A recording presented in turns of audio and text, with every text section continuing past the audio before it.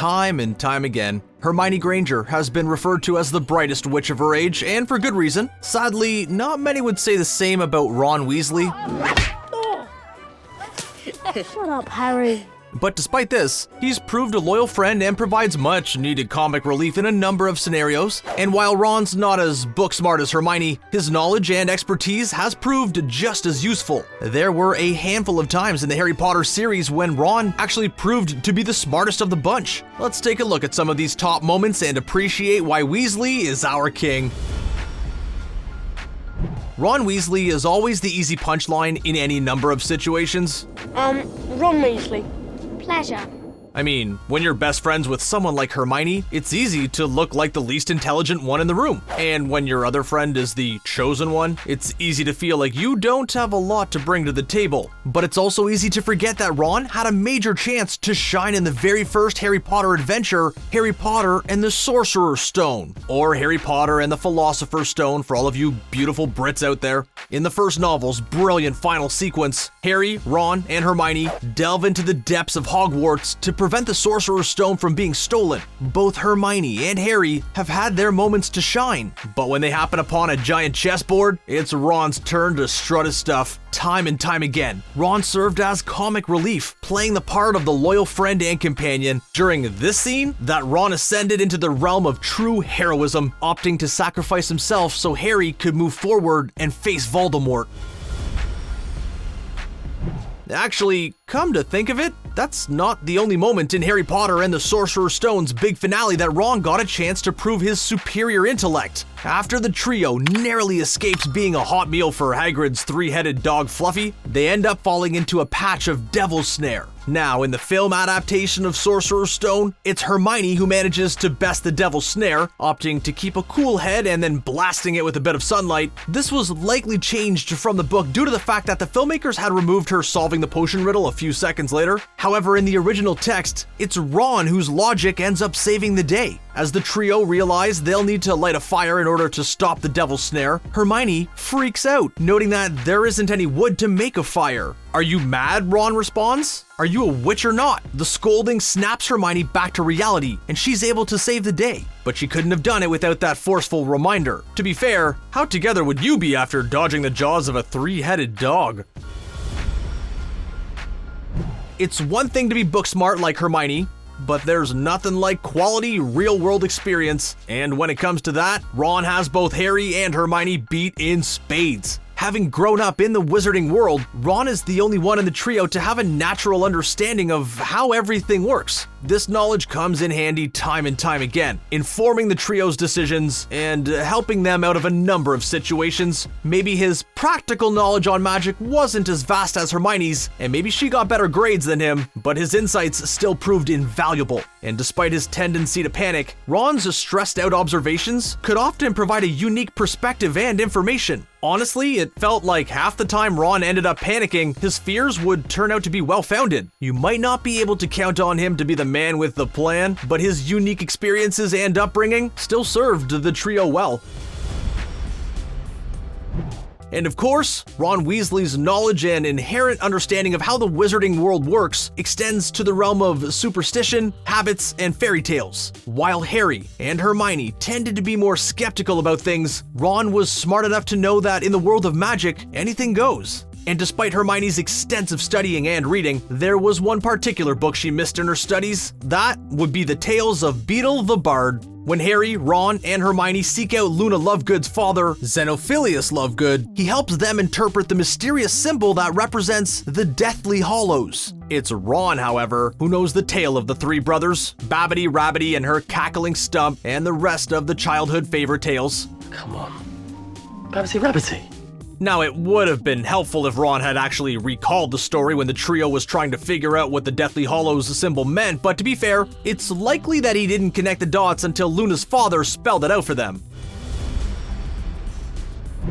After an amazing first year at Hogwarts, Harry got to look forward to something he's never experienced before, writing letters to his friends. But as the summer between Harry's first and second years kicked off, Harry's lack of letters began to concern him. He started to wonder whether or not his friends even cared about him. It was only later that he discovered Dobby had been stealing his mail in the hopes that Harry wouldn't return to Hogwarts. After Dobby's mischief resulted in the Dursleys adding bars to Harry's window, it's Ron and his brothers that came to Harry's rescue in a flying car. A rash decision? Probably. A foolish one? Definitely. But a necessary move? Absolutely. This is one area in particular where Ron excels.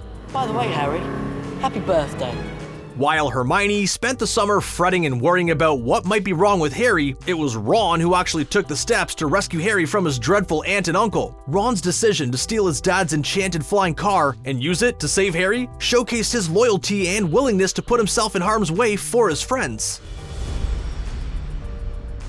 Ron continued to prove himself in Harry Potter and the Chamber of Secrets. It's in the second Harry Potter adventure that readers were introduced to Gilderoy Lockhart, celebrity author and quote-unquote hero of the wizarding world. He also ended up becoming Hogwarts' defense against the dark arts teacher for the year. At the start of the story, Lockhart was beloved by many, as he had published numerous works detailing his many heroic exploits. Of course, all of this turned out to be false, but that didn't stop Hermione from going all googly-eyed whenever Lockhart entered the room. The only person who reflected anything resembling logic regarding Professor Lockhart was Ron. Ron believed Lockhart was a fraud right from the start. He could tell that there's something not right about the guy. Those suspicions proved correct when Harry and Ron learned that Lockhart made up all of his supposed heroics, stealing stories from wizards and witches far more talented and accomplished than himself. It's a prime, early example of Ron being smarter than Hermione. Despite all of Hermione's knowledge, Ron just tends to be better at reading people and calling things as he sees them.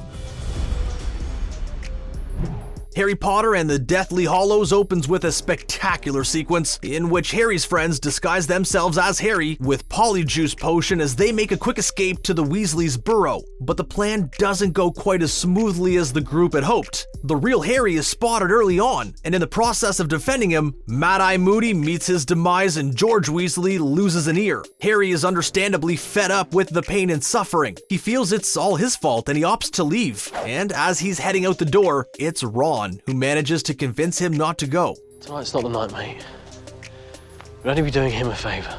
Ron manages to convince Harry not to make any rash decisions, and the two of them head back to the burrow together, more determined than ever to find the Horcruxes and destroy them.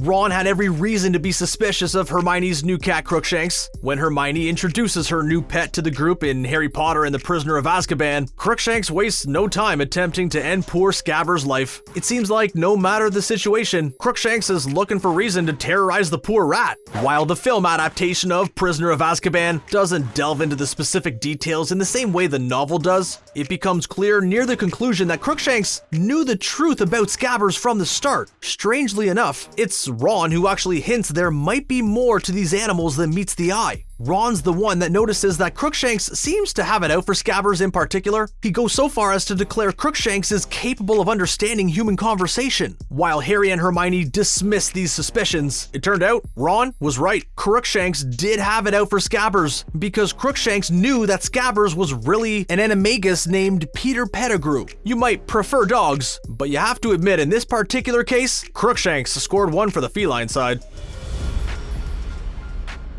In Harry Potter and the Half-Blood Prince, Dumbledore tasks Harry with gathering more information about how to defeat Voldemort. In particular, he wants Harry to get an important bit of information from the new potions teacher, Horace Slughorn. Professor Slughorn's memory of a conversation with a young Tom Riddle would be crucial to their discovery of Horcruxes. The problem was that Professor Slughorn was immediately on the defensive, and it was near impossible to get the answers Harry and Dumbledore needed. In the film version, Harry was quick to realize that Felix Felicis, which would grant him a full day of good luck, would be a tremendous aid here. In the book, however, it's Ron who suggests that Felix Felicis is the best option. Harry had been keeping the potion hidden, even pretending to put some in Ron's potion to help their team win a Quidditch match. But for most of the novel, it remains untouched. It's Ron's expert advice that ends up being the key to Harry gaining the key memory from Professor Slughorn. Take that, Hermione.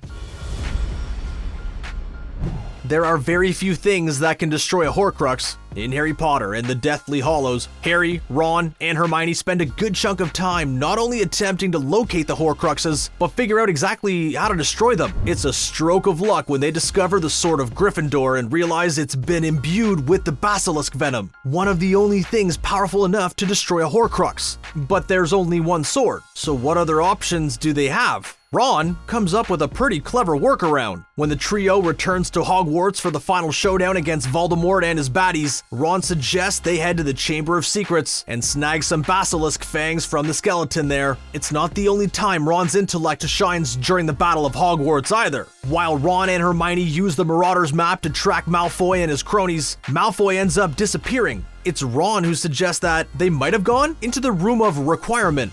Maybe he's gone to the Room of Requirement. Doesn't show up on the map, does it? And there you have it, Screen Ranters. We're sure this will give you more respect for the Golden Trio's loyal ginger. Are there any other examples you can think of that showcase how Ron is smarter than Hermione? Which ones were your favorite? Let us know in the comments below. And while you're at it, be sure to subscribe to our channel.